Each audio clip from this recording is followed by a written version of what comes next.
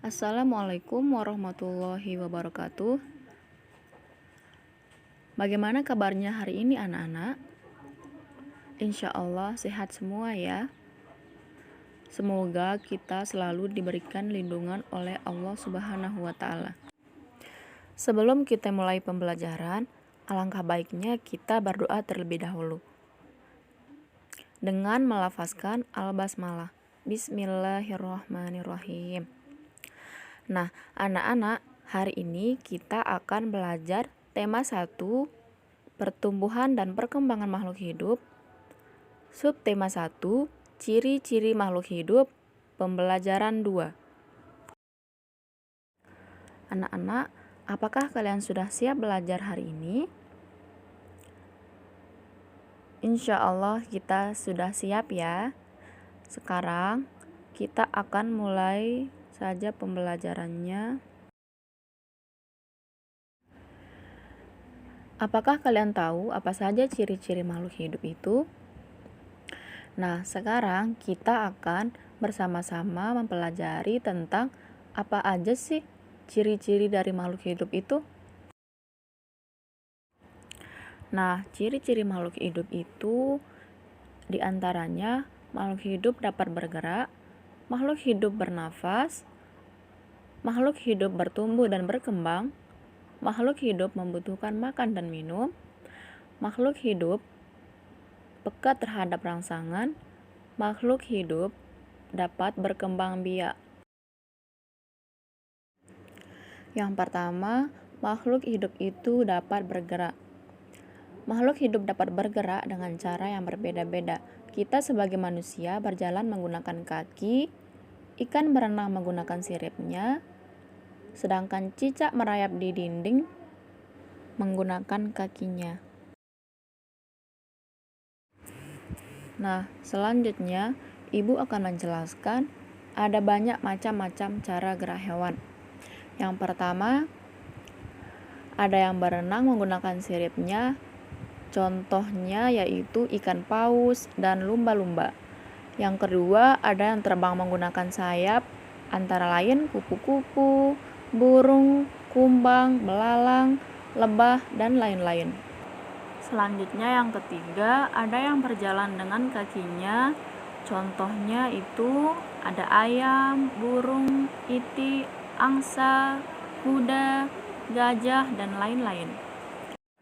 Selanjutnya, ada hewan yang bergerak dengan melompat, yaitu katak, kelinci, dan kanguru. Selanjutnya, ada hewan yang bergerak dengan melata. Contohnya itu ular, cacing, dan buaya. Dan yang keenam, ada hewan yang bergerak dengan memanjat, yaitu dengan kedua tangan dan kakinya. Contohnya itu beruk, monyet. Ada juga yang bergelantungan dengan kedua tangan dan kakinya, yaitu contohnya kera dan orangutan. Tumbuhan juga bisa bergerak loh. Contohnya itu pada tumbuhan putri malu dan bunga matahari. Jadi, bagaimanakah gerakan yang dilakukan tumbuhan tersebut? Jika kamu perhatikan, pucuk tumbuhan umumnya akan bergerak menuju ke arah datangnya sinar matahari. Gerakan tersebut bertujuan untuk memperoleh sinar matahari atau untuk melindungi diri. Jadi, bergeraknya itu selalu mengikuti arah datangnya sinar matahari ya anak-anak. Pernahkah kalian menyentuh daun putri malu?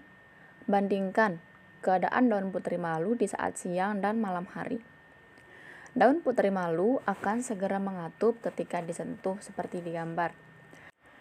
Kalau daunnya tidak disentuh, maka akan membuka seperti di gambar ya. Tapi ketika disentuh, daunnya akan mengatup seperti itu. Nah, inilah cara tumbuhan bergerak. Contoh lainnya itu pada bunga matahari. Bunga matahari bergerak sesuai dengan arah datangnya sinar matahari. Di pagi hari, bunga matahari menghadap ke arah timur karena Sinar matahari berada di timur saat matahari terbit. Lalu di tengah hari atau siang hari, bunga matahari menghadap ke atas. Sedangkan sore hari, bunga matahari menghadap ke barat. Selanjutnya, ciri makhluk hidup yang ketiga dapat bernapas. Napasan makhluk hidup itu berbeda-beda. Kita sebagai manusia bernapas dengan paru-paru. Sedangkan ikan dengan insang.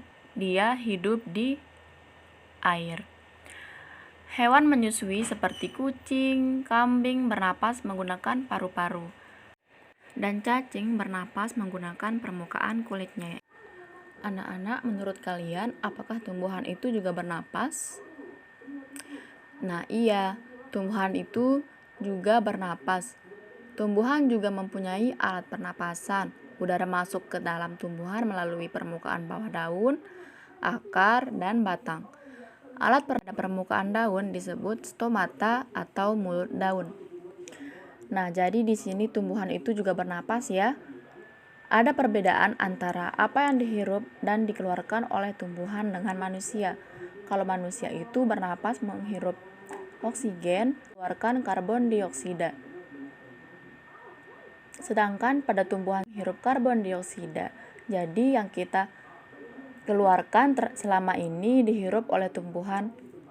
Tumbuhan akan mengolahnya dan mengubahnya menjadi oksigen yang akan dikeluarkan dari tumbuhan untuk kita bernapas.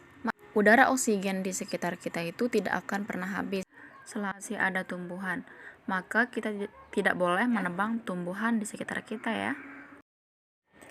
Ciri makhluk hidup yang keempat yaitu dapat tumbuh dan berkembang. Makhluk hidup dapat tumbuh dan berkembang, yaitu tumbuh itu artinya bertambah ukuran tinggi dan beratnya. Coba kalian kan, tinggi dan berat badan kalian ketika masih kecil pasti beda-beda ya. Nah, berarti anak-anak sudah mengalami pertumbuhan yaitu bertambahnya tinggi dan berat badan kalian. Begitu juga dengan hewan, contohnya di sini ayam. Dari telur menetas menjadi anak ayam dan terus bertambah menjadi ayam dewasa. Selanjutnya, tumbuhan yang mengalami pertumbuhan yang awalnya dari biji, keluar akar, keluar daun, tumbuh besar, dan tumbuh tinggi, dan serta berbuah. Nah, selanjutnya makhluk hidup dapat berkembang biak. Cara berkembang biak makhluk hidup itu berbeda-beda. Ada yang berkembang biak dengan cara melahirkan, ada juga yang berkembang biak dengan cara bertelur. Nah, jadi manusia itu melahirkan ya, tapi kalau ada yang melahirkan, bertelur, ada juga yang hewan yang melahirkan dan bertelur. Nah, sekarang kita akan belajar hewan apa saja sih yang berkembang biak dengan bertelur, melahirkan, dan ada juga yang berkembang biak dengan keduanya yaitu bertelur dengan melahirkan. Berdasarkan cara perkembangbiakannya, hewan dikelompokkan sebagai berikut. Pertama itu hewan bertelur atau ovipar. Kelompok hewan ini berkembang biak dengan cara bertelur. Hewan yang berkembang biak dengan cara bertelur banyak macamnya. Contohnya itu ayam, itik, dan ikan. Dan yang kedua itu ada yang namanya vivipar. Kelompok ini berkembang biak dengan cara beranak. Ciri hewan beranak yaitu induknya mengalami proses melahirkan. Contohnya itu sapi, kambing, dan kucing. Selanjutnya yang terakhir, ovovivipar. Kelompok hewan ini berkembang biak dengan cara beranak berurutan. Contohnya itu ular, kuda laut, bunglon, dan ikan pari. Selanjutnya, makhluk hidup itu peka terhadap rangsang. Kepekaan makhluk hidup terhadap rangsang itu berbeda-beda. Contohnya, jika kita melihat sinar matahari atau sinar yang menyilaukan lainnya dengan cepat, kita akan menutup mata. Nah, inilah yang dimaksud dengan peka terhadap rangsang. Contoh lainnya pada tumbuhan putri malu. Daun putri malu akan menutup daunnya jika kita sentuh. Selanjutnya, buah pada pohon pacar Cina akan meletus jika kita sentuh. Contoh lainnya pada hewan itu ada kaki 1000 akan menggulung badannya jika kita sentuh juga. Sekian video pembelajaran ini. Semoga dapat bermanfaat bagi kita semua. Kurang dan lebihnya mohon dimaafkan. Wassalamualaikum warahmatullahi wabarakatuh.